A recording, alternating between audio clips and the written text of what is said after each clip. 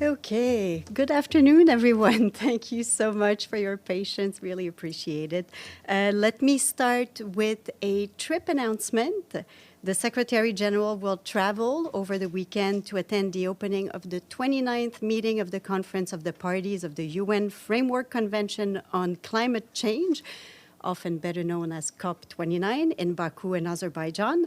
He will speak at the opening ceremony on Tuesday, where he will tell world leaders that we are in the final countdown to limit global temperature rise to 1.5 degrees Celsius. He will remind leaders that unless emissions plummet and adaptation soars, every economy will face the impacts of climate change. And he will urge leaders to focus, to increase their efforts to slash fossil fuel production and consumption, agree on the rules for a fair and effective carbon market, and take fundamental step change on climate finance across the board, among other measures. He will also urge member states to be ambitious in their next nationally determined contributions to be aligned with 1.5 degrees Celsius. In particular, he will have a message for G20 countries asking them to lead as they have the tools and resources needed by all countries for climate action. While in Baku, the Secretary General will meet with leaders at the conference, as well as with members of civil society, youth, and negotiating groups. He will then travel on Friday next week to Rio de Janeiro in Brazil to attend the G20 meeting and meet with leaders there as he does every year. We will bring you more details of that visit next week. Let me now turn to the occupied Palestinian territory. We have some updates on Gaza and the West Bank from our colleagues in the Office for the Coordination of Humanitarian Affairs. In Gaza City, we, along with our partners, are providing services to tens of thousands of people, including those displaced over the past 4 weeks from besieged North Gaza. Yesterday, one of our local partners was able to collect solid waste that has piled up along Tareq Bin Zeyad Street. In multiple locations, partners are providing mental health and psychosocial support sessions, including for people newly displaced for North Gaza Governorate. However, what the humanitarian community is able to deliver falls far short of the massive needs in Gaza. Once again, OCHA calls for rapid, unimpeded humanitarian relief into and across the Strip. International humanitarian law demands that civilians have access to the essentials they need to survive, which is food, shelter, medical care, and other critical assistance. Our humanitarian colleagues also stress that civilians in the north and across Gaza must be protected. And now turning to the West Bank, OCHA reports that multiple operations by Israeli forces in the north this week included airstrikes and other lethal warlike tactics which appear to exceed law enforcement standards. According to initial information, 8 Palestinians were killed and 4 others injured during Tuesday's operation in Jenin, Tubas, and Tulkarm. Meanwhile, OCHA says that from October 29th to November 4th, Israeli settlers carried out 35 attacks against Palestinians that caused casualties or property damage, including to olive trees that were vandalized. Since October 4th, OCHA has documented 177 settler incidents directly related to the olive harvest in 73 communities across the West Bank, most of which caused casualties or property damage. Our humanitarian colleagues also report that operations by Israeli forces and movement restrictions have made access to health care across the West Bank increasingly challenging since October of last year, particularly in refugee camps and Area C. We, along with our partners, are responding by scaling up support to communities, including by providing more than 36,000 primary health care consultations across refugee camps and through mobile health clinics in Area C last month. The UN Population Fund is also supporting mobile health teams, but funding shortfalls, as we often mention, are a growing problem. UNFPA warns that without renewed funding, 96 Palestinian communities could lose out on these important services next year. And now something that was just published, I just want to alert you that the integrated phase classification analysis, there's a new IPC analysis. The team published its analysis report that we were expecting on Gaza. So according to the alert issued by the IPC's Famine Review Committee, there's a strong likelihood that famine is imminent in areas within the northern Gaza Strip. The alert further underscores that the humanitarian situation in the Gaza Strip, as we have just detailed, is extremely grave and rapidly deteriorating. They're calling for immediate action within days, not weeks, and this action is required from all who are directly taking part in the conflict or who have influence on its conduct to avert and to alleviate this catastrophic situation. So this is what I have on this. The full report, the full alert is now online and available and includes, of course, a lot more details. Let me now turn to Lebanon. Today, another humanitarian convoy delivered essential supplies, including ready-to-eat meals and hygiene kits, to displaced people in the south of the country. UNRWA as well delivered medical supplies and fuel to Tyre district, also in the south. The Office for the Coordination of Humanitarian Affairs says that the ongoing hostilities continue to take an unacceptable toll on civilians. OCHA repeats that upholding international humanitarian law is not optional, and all parties must ensure the protection of civilians and civilian objects, including homes and essential infrastructures in all circumstances. Meanwhile, the UN Refugee Agency is telling us that in just 6 weeks, 510,000 people have now fled to Syria, 68% of whom are Syrians returning to communities already devastated by years of conflict there. And staying in Lebanon, you will have seen earlier today that we shared a statement issued by our peacekeeping colleagues in southern Lebanon this morning. This was in response to an incident that happened yesterday. 2 excavators and 1 bulldozer belonging to the Israel Defense Forces destroyed part of a fence and a concrete structure in a UNIFIL position in Ras Nakura. In response to an urgent protest by UNIFIL, the IDF denied that any activity was taking place inside the peacekeepers' position.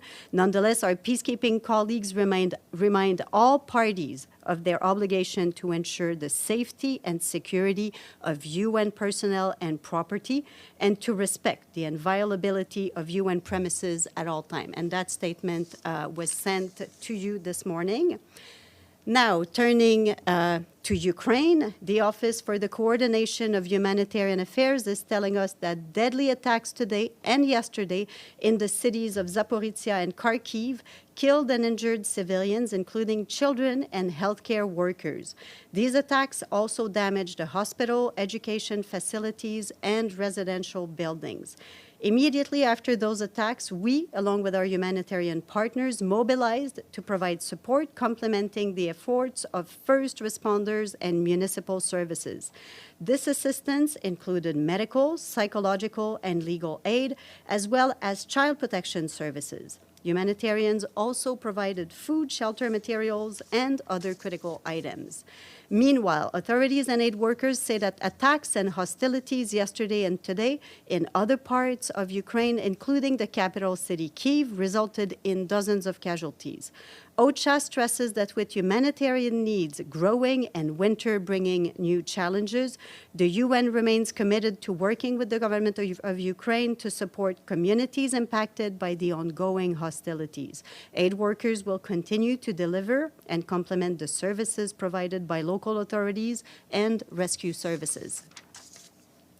Now, turning to the African continent, to South Sudan, the UN mission in South Sudan tells us that following several violent incidents which have caused thousands of people to flee their homes, it has increased its peacekeeping patrols in Tambura in western Equatoria during the day and at night.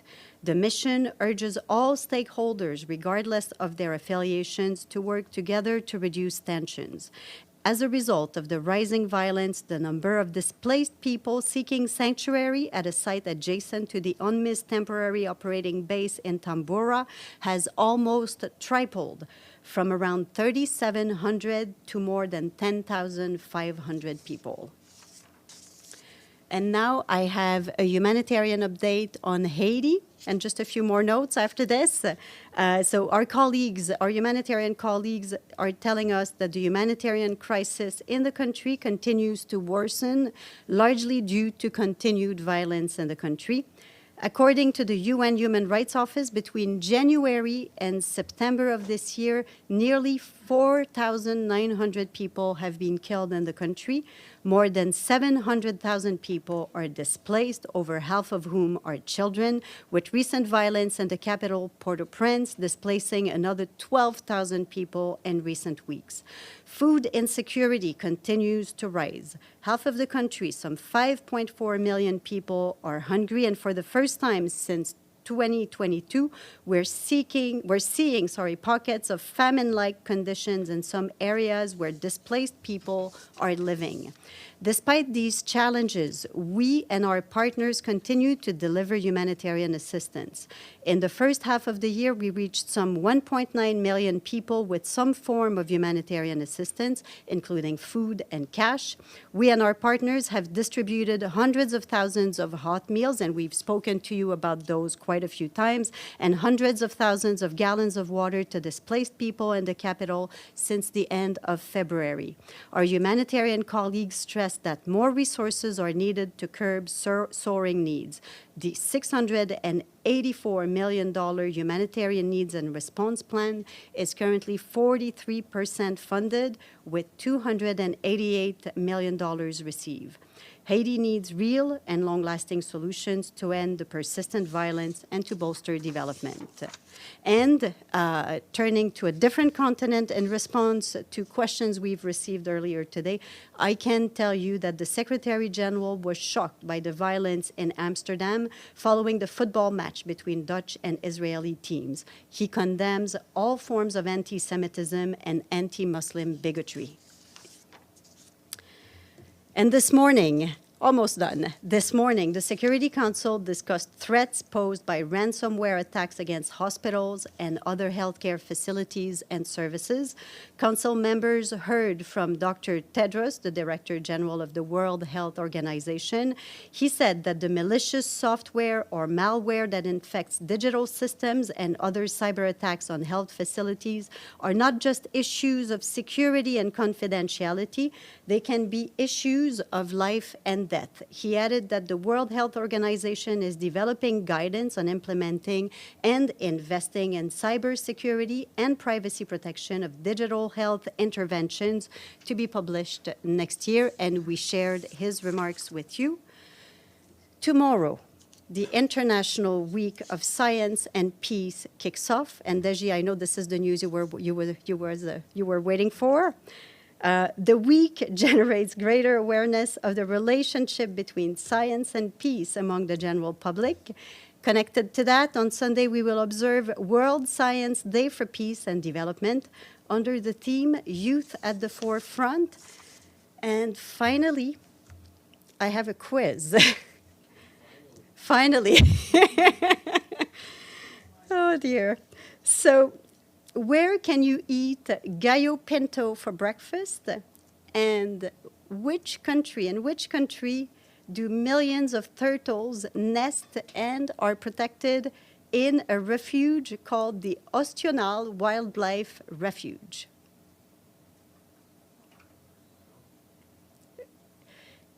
It's not Brazil. Uruguay. Costa Rica. I think you won yourself the first question. So we thank our friends in Costa Rica for paying their dues to the regular budget. No question. So let me go to ED and then Gabrielle. Thank you, Stephanie. We're all going to be watching turtles. Israel says it's opening a new border crossing. Can we get any details on how many trucks have been getting into Gaza in South, Central, and North? I will need to get a precise update on that, but what I can tell you is that for months we've been calling for the opening of more land routes, both into and within Gaza. So we look forward to being able to use this additional entry point into the Strip as soon as possible. But of course, we also need increased access, security assurances, as well as more supplies so that aid can reach all people in need across Gaza swiftly and at the scale that is necessary. And I think all the updates that I read today highlight that with great urgency. And well noted on your question on the number of trucks, we'll get you that update. Gabriel. Thank you, Stephanie. A few things, if you don't mind. Number one is the Secretary General spoke to Blinken. Is that correct? The U.S. government put out a readout, but I haven't seen one from you guys. In their readout, they didn't mention any talk of Gaza in there. Did they speak about Gaza? So what I have for you on this, and I just got that information, I think the call happened not long ago, so that, yes, indeed, they both spoke together today. They discussed Haiti, Somalia, Yemen, as well as other issues. That's the information I have for you on this. Okay, moving to something else is you mentioned the food security report. I know it just came out, so we need to digest it and look through it a little more. However, as you mentioned, one of the notes from the report says action needs to be taken in days, not weeks. It seems pretty grim, and it seems pretty urgent.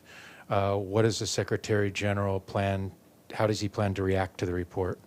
I think by reiterating once again the urgency to allow more assistance into Gaza, every part of Gaza. I think, you know, the notes that we read here every day that depict such a grim humanitarian situation, such a difficult humanitarian situation.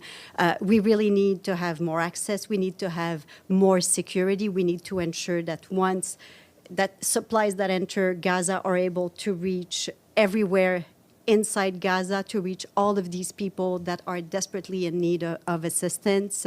And so we're going to keep advocating for more and more assistance reaching everywhere and in sufficient quantity.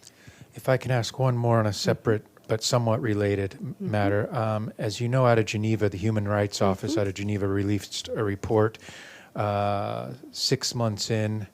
70% of the people verified that have been killed in Gaza are either women or children. The Secretary General's reaction. So the report that was issued this morning by the Human Rights Office is yet another stark reminder of the intolerable human cost of this conflict. We need a ceasefire now, and this is something we've been saying all along. Civilians must be protected and their essential needs must be met, including by facilitating humanitarian aid to all those in need. The hostages and those arbitrarily detained must be released. The conflict must end. I can also say that the report released today details the horrific reality that has unfolded for people in Israel and Gaza since the 7th of October 2023, and it makes clear the need for comprehensive investigation and accountability for violations of international law, potentially extending to international crimes committed in the course of the conflict by Israel as well as Palestinian armed groups.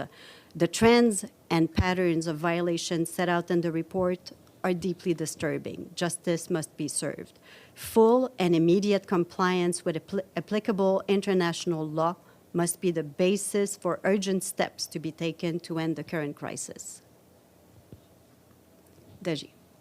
Yes. First, the Secretary General is traveling to Baku this weekend for the COP. So there are multiple reports that the chief executive of COP29 has been filmed to agree to facilitate fossil fuel deals at the climate summit. And he obviously said that the future that includes fossil fuels, perhaps forever. We know that the Secretary General is very consistent on phasing out fossil fuels. What is his reaction on this report? So we've seen this report, Deji. We have not been provided with any materials that can allow us to substantiate these claims. So I will not comment further on this. But one thing to